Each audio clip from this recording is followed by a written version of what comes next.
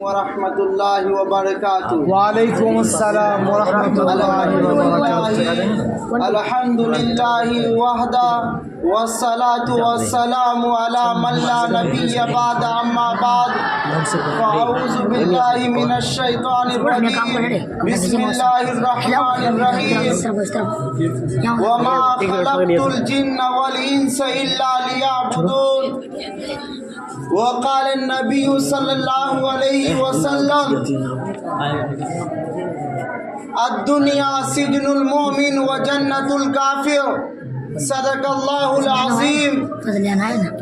طلب دنیا کر کے دیکھا فکر عقبہ کر کے دیکھ، طلب دنیا کر کے دیکھا فکر عقبہ کر کے دیکھ، سب کو اپنا کر کے دیکھا رب کو اپنا کر کے دیکھ، منہ دیکھ لیا آئینے میں پر داغ نہ دیکھا سینے میں، منہ دیکھ لیا آئینے میں پر داغ نہ دیکھا سینے میں، دل ایسا لگایا جینے میں مرنے کو مسلمان بھول گئے۔ میرے عزیز ساتھیوں، میرے محترم بزرگوں، اللہ تبارک و تعالیٰ کا احسان ہوا، کرم ہوا کہ اللہ تبارک و تعالیٰ ہمیں اور آپ کو اس انجمن میں بیٹھنے کی توفیق عطا فرمائی۔ اللہ سے دعا کیجیے اللہ تبارک و تعالیٰ ہمارے اس بیٹھنے کو قبول فرمائے۔ میرے عزیز ساتھیوں، اللہ تبارک و تعالی ارشاد فرماتا ہے وَمَا خَلَقْتُ الْجِنَّ وَالْإِنسَ إِلَّا لِيَعْبُدُونَ، کہ ہم نے انسان اور جنات کو صرف اپنی عبادت کے لیے پیدا کیا۔ تو پتہ یہ چلا کہ اللہ تبارک و تعالی جو ہمیں اور آپ کو اس دنیا میں بھیجا ہے، بھیجنے کا مقصد ہے، وہ مقصد اللہ تبارک و تعالیٰ کی عبادت کرنا ہے۔ ہم اور آپ یوں ہی نہیں آئے ہیں، دنیا میں دل لگانے کے لیے نہیں آئے ہیں، دنیا بٹورنے کے لیے نہیں آئے ہیں، دنیا میں عیش و عشرت کی زندگی گزارنے کے لیے نہیں آئے ہیں، بلکہ ہم اپنے رب کو منانے کے لیے آئے ہیں، رب کی اطاعت و فرما برداری کرنے کے لیے آئے ہیں۔ یاد رکھیے کہ اگر ہم اور آپ اس دنیا میں رہ کر کے اللہ کی عبادت نہیں کریں گے، کل قیامت کے دن خدا پوچھے گا پھر جواب کیا دیں گے؟ یہ دنیا ہمارے اور آپ کے لیے قید خانہ ہے۔ پیارے آقا فرماتے ہیں، جناب محمد رسول اللہ صلی اللہ علیہ وسلم فرماتے ہیں الدنیا سجن المؤمن و جنت الکافر، کہ دنیا مومنوں کے لیے قید خانہ اور کافر کے لیے جنت ہے۔ میرے عزیز ساتھیوں، ذرا سوچئے، غور کیجئے یہاں پر اس حدیث میں کہ آقا خود فرماتے ہیں کہ دنیا مومن کے لیے قید خانہ ہے اور کافر کے لیے جنت ہے۔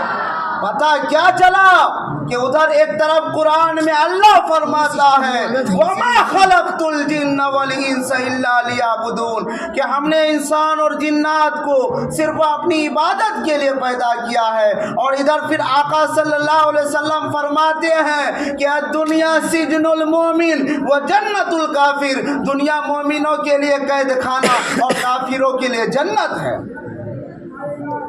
تو ہمیں چاہیے کہ اس دنیا میں رہ کر کے ہم اللہ کے حکم کے مطابق ہماری زندگی گزرے تو ہم کامیاب ہوں گے۔ اگر ہماری زندگی اللہ اور اس کے رسول کے راستے سے کٹ کر گزری، اللہ کے حکم کو ٹھکرا کر کے ہماری زندگی گزری، نبی کے طریقے کو چھوڑ کر کے ہماری زندگی گزری، یاد رکھیے میرے عزیز ساتھیوں، ہم ناکام ہو جائیں گے، اللہ ہم سے ناراض ہو جائے گا۔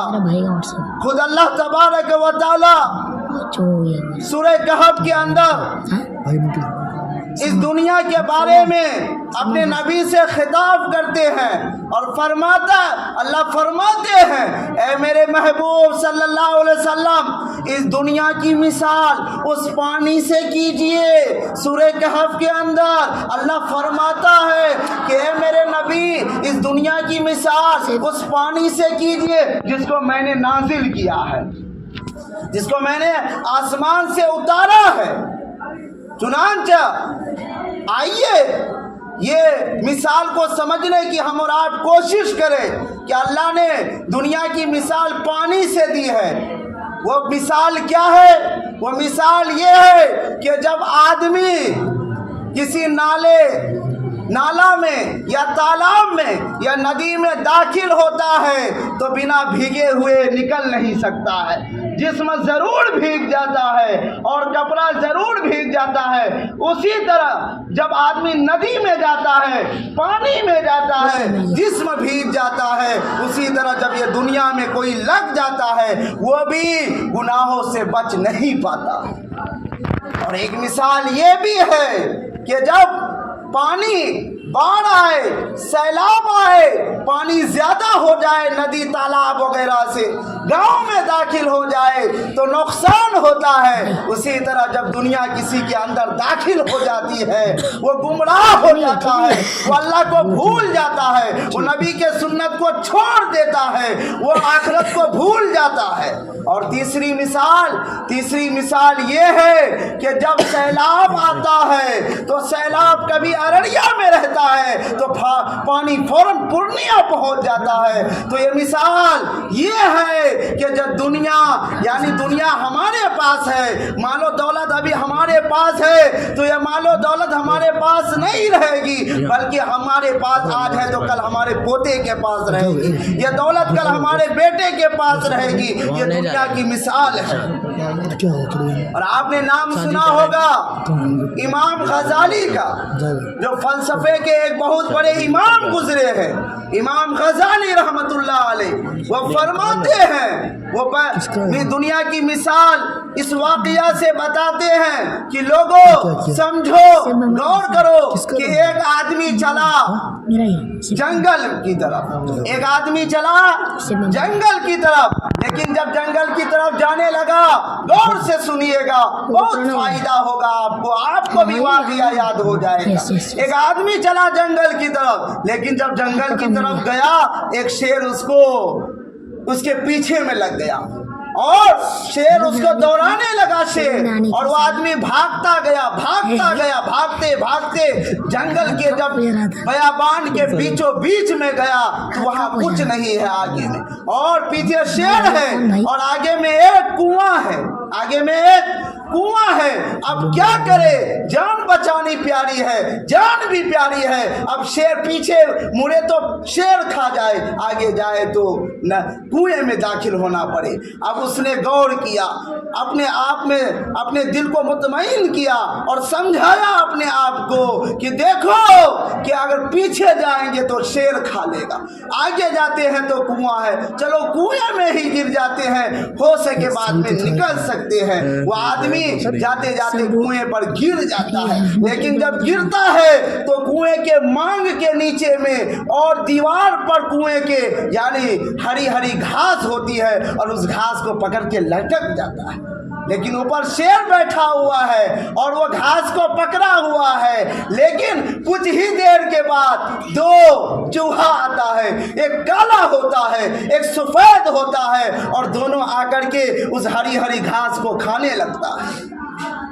جس کو پکڑا ہوا ہے اس کو کھانے لگتا ہے، لیکن وہ آدمی جو کنویں میں گرا ہوا ہے ہری ہری گھاس کو کھا رہا ہے، وہ سامنے بازو میں دیکھتا ہے کہ اسی دیوار میں، کنویں کے دیوار میں شہد مکھی بیٹھ کر کے شہد بھی مکھی بیٹھی ہوئی ہے اور شہد وہاں پر تیار ہے۔ یہ آدمی جو ہے کیا کرتا ہے اب کیا کرتا ہے کہ وہ وہاں پر पर ये भूल जाता है कि हम घास को पकड़े हुए हैं, और वहाँ कुएं में भी जा करके वो दुनिया जो मक्खी जो शहद बनाया है और उस शहद को पकड़ लेता है, खाने के लिए खा लेता है। और नीचे में जो है वो कुएं के नीचे में एक अजदहा बैठा हुआ है बड़ा, लेकिन उसको पता नहीं चलता है, वो अजदहे को भी भूल जाता है और चूहे को और घास को भी भूल जाता है, और वो शहद खाता है। जब शहद को ऐसे पकड़ता है, पकड़ने के साथ साथ वो अजदहे के मुंह में गिर जाता है। तो आप समझिए बात को। यहाँ पर वो आदमी जब दौड़ रहा था तो कैसे दौड़ रहा था? शेर पिटा रहा था, भगाता हुआ ले जा रहा था, और वो भाग रहा था शेर को देख करके। वो शेर नहीं था, वो मलकुल मौत था। जब कुआं में गया तो कुआं नहीं है बल्कि वो कब्र है, और जिसको वो पकड़ के था वो जिंदगी है। हरी हरी घास जो थी, ये इमाम गजाली फरमाते हैं, इस तरह से मिसाल दी है कि इस तरह से लोग दुनिया के चक्कर में लगते हैं और दुनिया में जाकर के फंस जाते हैं। घास जो है वो क्या है? जिंदगी है। लेकिन वो काला चूहा और सफ़ेद चूहा वो कौन है? इमाम गजाली रहमतुल्लाह अलैह फरमाते हैं वो दिन रात है। काला और सफ़ेद चूहा आकर के वो हरी हरी घास जो जिंदगी है उसको खा रहा है, उसकी जिंदगी कम हो रही है। जैसे दिन दिन होता है, रात होती है, हमारी जिंदगी कम होती है कि नहीं होती है? उसी तरह वहाँ पर इमाम गजाली फरमाते हैं कि उसकी जिंदगी कम हो रही है, घास चूहा खा रहा है, लेकिन ये आदमी को पता नहीं है कि नीचे में कब्र है जहाँ पर अजदहा बैठा हुआ है। लेकिन तमाम चीज़ों को भूलने के बाद भूल जाता है, और शहद जो है वो शहद क्या है? वो दुनिया है। दुनिया के चक्कर में पड़ करके वो मक्खी को, वो कब्र को भूल जाता है, अजदहे को भूल जाता है, शेर को भूल जाता है, तमाम चीज़ों को भूलने के बाद और वो क्या करता है? उस मक्खी के छत्ते को पकड़ता है, शहद को, और जैसे पकड़ता है वो अजदहे के मुंह में गिर जाता है। इमाम गजाली फरमाते हैं यही दुनिया है। जो दुनिया के चक्कर में फंस गया, याद रखो निकलना मुश्किल है। इसलिए हम तय करें मेरे अजीज साथियों कि हम और आप जो यूं ही नहीं आए हैं, बल्कि हमारा और आपका आने का मकसद है, वो मकसद है अल्लाह रब्बुल इज़्ज़त की इबादत करना। इबादत का मतलब ही है कि अल्लाह का हुक्म हमसे ना टूटे, अल्लाह का हुक्म को हम ना छोड़े। अल्लाह ने कहा नमाज पढ़ो तो नमाज पढ़नी होगी, अल्लाह ने कहा ज़कात दो तो ज़कात देनी अदा करनी होगी, अल्लाह ने कहा कि हज फर्ज है तो हज अदा करना पड़ेगा। अगर नहीं करेंगे कल क़यामत के दिन अल्लाह तबारक व तआला हमसे पूछेगा। आज हम किसके बिना पर, किस बात पर फूल रहे हैं, किस बात की घमंड है? मिट्टी से बने हैं, मिट्टी में मिल जाएंगे। आपने एक नाम बनी इसराइल में एक बहुत बड़े आबिद रहा करता था। बनी इसराइल में एक बहुत बड़ा आबिद शख्स था जो 500 बरस तक अल्लाह की इबादत किए थे। गौर से सुनिएगा, 500 बरस यानी अल्लाह की इबादत किए थे 500 बरस तक। जब वो इबादत किए 500 बरस तक, अल्लाह ने उनके लिए एक चश्मा जारी कर दिया, नहर खुदवा दिया, और रोज़ाना अल्लाह तबारक व तआला की जानिब से उसको एक अनार मिलता था खाने के लिए। लेकिन जब उसका इंतकाल हो जाता है, जब अल्लाह कहता है कि जाओ जन्नत की तरफ, वो शख्स क्या कहता है? अल्लाह जन्नत में भेज रहे हैं, वो जो 500 साल इबादत की उसका क्या होगा? अल्लाह जन्नत में भेज रहे हैं, वो 500 साल तक हमने दुनिया में सजदे लिए हैं, तहज्जुद पढ़ी है, नमाज अदा की, तमाम चीज़ों को आप कहाँ रख दिए हैं? अल्लाह ने कहा कि मेरे फरिश्तों, अब इस शख्स की इबादत से और मेरी नियामत के ज़रिया क्या हिसाब करो। इसको अपनी इबादत के बारे में ज़्यादा इसको फ़ख्र है कि हमने इबादत किया, क्या हो गया। तो अब ए मेरे फरिश्तों, इस मेरे बंदे के ज़रा इबादत को देखो और मेरी नियामत को ज़रा हिसाब लगाओ। जब फरिश्ते ने हिसाब लगाया, हिसाब लगाते लगाते आखिर में क्या होता है मेरे अजीज साथियों? अल्लाह की दी हुई नियामत का ये जो आँख जो है, उनके 500 साल इबादत की आँख की नियामत जो अल्लाह ने दी है, इसका भी इबादत के ज़रिया क्या होता है? हिसाब नहीं दे पाते। اب اللہ کہتا ہے میرے فرشتوں اس کو اوندھے منہ گھسیٹ کر کے جہنم میں ڈال. جب جہنم میں ڈالنا ہوتا ہے جہنم میں جا کر چیختا ہے, چلاتا ہے, اے اللہ مجھ سے غلطی ہو گئی, اے اللہ مجھے معاف کر دیجئے, اے اللہ میں معافی چاہتا ہوں, اے اللہ اپنی رحمت کے ذریعہ ہمیں جہنم سے نکال دیجیے. اللہ کو رحم آتا ہے, ترس آتا ہے, آخر تو میرا بندہ ہے, چلو اس نے پھر معافی مانگ رہا ہے. اللہ جہنم سے نکال کر کے میں باہر لاتے, پھر کہتے ہیں اللہ کہ جاؤ اب جنت. تو اللہ جنت جانے سے پہلے اس آدمی سے سوال کرتا ہے کہ بتاؤ اب کس بنیاد پر جنت جا رہے ہو؟ کیا میں اپنی نیکی کی بنیاد پر جنت جا رہے ہو یا میری رحمت کی بنیاد پر جنت جا رہے ہو؟ تو وہ شخص کہتا ہے اے اللہ اب تو آپ کی رحمت کی بنیاد پر جنت جا رہے, میں 500 سال تک عبادت کی ہے, اس کی بنیاد پر جنت نہیں جا رہا ہوں. تو اللہ اس وقت اس سے کہتا ہے کہ اے میرے بندہ, میں تم سے اگر وہ جو پانی پیے ہو نا دنیا میں, اگر اس کا حساب لوں گا تو حساب دے نہیں پاؤ. تو میرے عزیز ساتھیوں, کس بات کی گھمنڈ ہے ہمیں؟ مٹی کے بنے ہیں, مٹی میں چلے جائیں گے. منہا خلقناکم وفیہا نعیدکم ومنہا نخرجکم تارۃ اخری. آئے ہیں چلے جائیں گے, اس لیے انشاءاللہ طے کرے کہ اللہ تعالیٰ سے دعا کیجئے, اللہ تعالیٰ جب بھی اس دنیا سے لے جائے اپنی مرضی کے مطابق لے زندگی اپنی, اللہ راضی ہو اس وقت ہم سے, اور جب تک اس دنیا میں رہیں اللہ تعالیٰ اپنی مرضی کے مطابق زندگی گزارنے کی توفیق عطا فرمائے. عمل سے زندگی بنتی ہے, جنت بھی جہنم بھی. عمل سے زندگی بنتی ہے, جنت بھی جہنم بھی. یہ خاکی اپنی فطرت سے نہ نوری ہے نہ ناری. وما توفیق الا باللہ.